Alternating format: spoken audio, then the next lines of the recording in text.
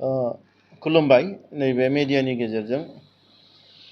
बर' माहारिनि फरायसा आफादा जि आसामावहाय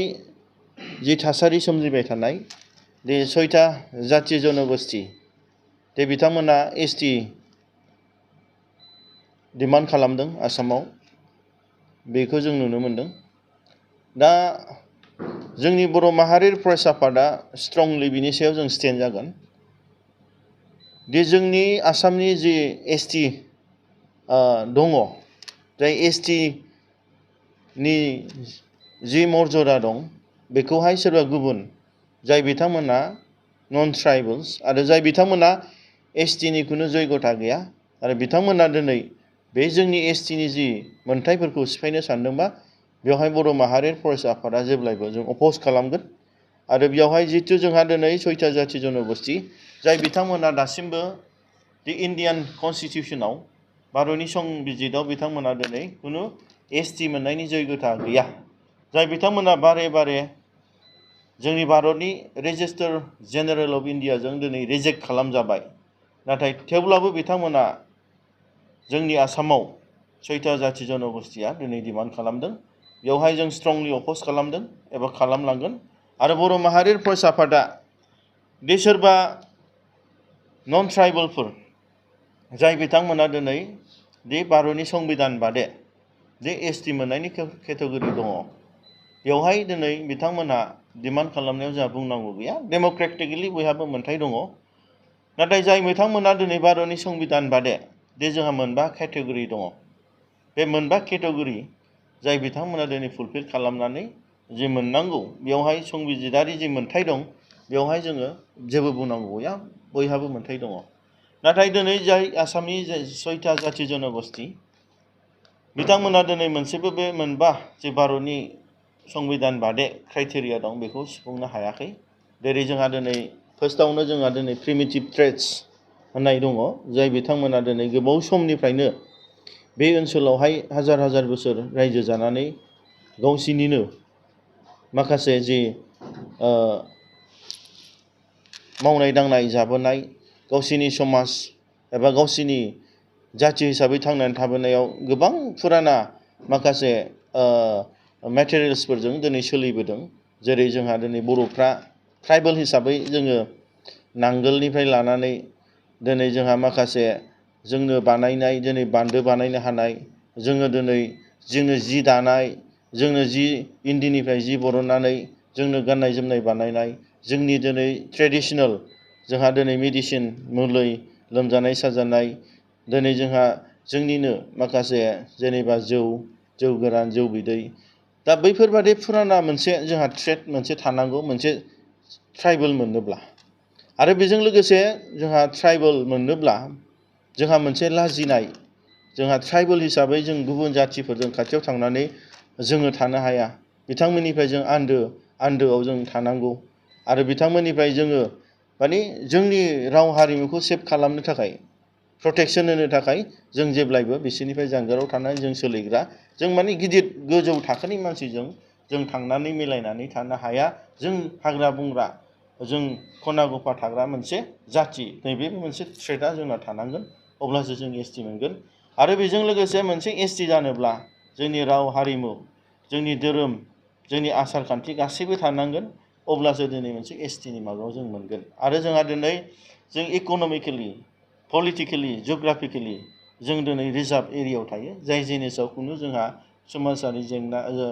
जौगानाय गैया दा बेफोरबायदि गासैबो क्राइटेरिया थायोब्लासो जों दिनै एसटि केटेगरि मोनो एसटिआ दिनै मोनसे पलिटिकेलि डिमान्ड खालामनाय बुस्थु नङा बेयो जाहैबाय जोंहा दिनै जा संबिधानावनो बे जोङो मोननांगौ मोनसे जाय बिथांमोना हाजार हाजार बोसोर जोंनि नैबे ओनसोलावनो संसार जानाय जाय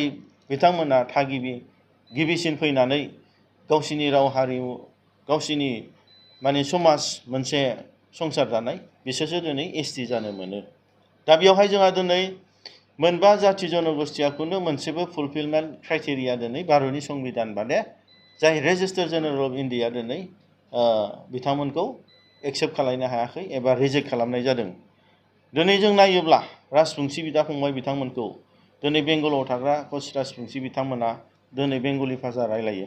दिनै आसामाव थानाया एसामिस रायलायो आरो बेजों लोगोसे जोंनि दिनै आहम बिथांमोनाबो दिनै अरिजिनेलि बिथांमोना थाइ भाषा रायलायोमोन नाथाय जोंनि आसामाव बिथां असमिया रायलायो असमिया होनो जाहैबाय मडार्न संस्कृत भाषा दा बिथांमोना दिनै गावसिनि धोरोमखौबो दिनै एंगारबाय बिथांमोना दिनै हिन्दु जाबाय दे बिथांमोननि धोरोमा दिनै बुद्धिस्टमोन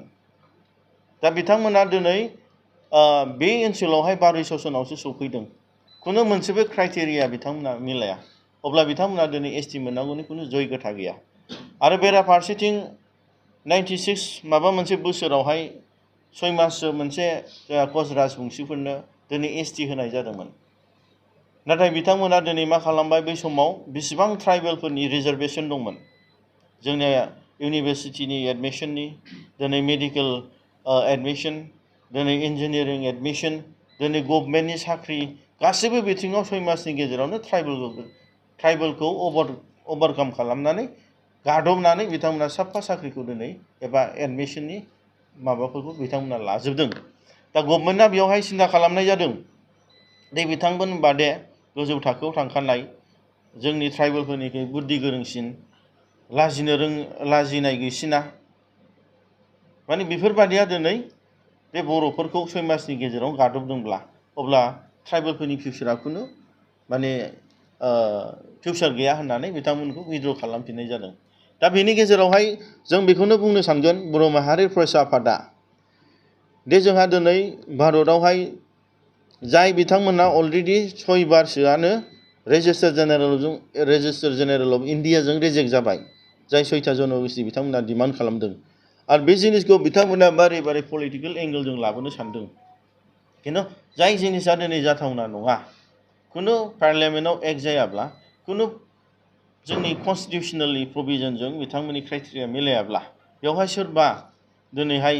आसाम गभर्नमेन्टआबो सोरबा पार्सनेल मानगोनां जोंनि आसामनि चिफ मिनिस्टार हेमन्त बिश्व शर्मायाबो बेखौ होनो हाया आरो बिथांमोना जुदि गमामायैनो गावसिनि माखासे पलिटिकेल एंगेलजों गावसिनि राजनितिक लाभालाभनि थाखाय होनो सानोब्ला बेयाव बन्सुआ स्ट्रंलि अपोज खालामगोन आरो जों बेखौनो बुंनो लुबैदों दे जोंनि आसाम गभर्नमेन्टखौ बिथांमोनहा गावसिनि माखासे सार्थनि थाखाय होयोब्ला जों बिथांमोनखौ बुंगोन 1 सेकेन्डबाबो 1 मिनिट आगोलबाबो 1 घन्टा सानसे आगोलबाबो बड'लेण्डखौ बर'फोरनो होग्रोनांगोन अब्लासो बिथांमोना बै 6था जाथि जन'गोष्ठीनो आलादा गावसिनि एसटि स्टेटासखौ होनो हागोन बेनि थाखायनो जों गोख्रों भाबै बन्सुआ जों दिनै स्टेन्ड जागोन खुनु पर्यायै जोंनि रेजिस्टार जेनेरेल अफ इन्डिया भारतनि संबिधाननि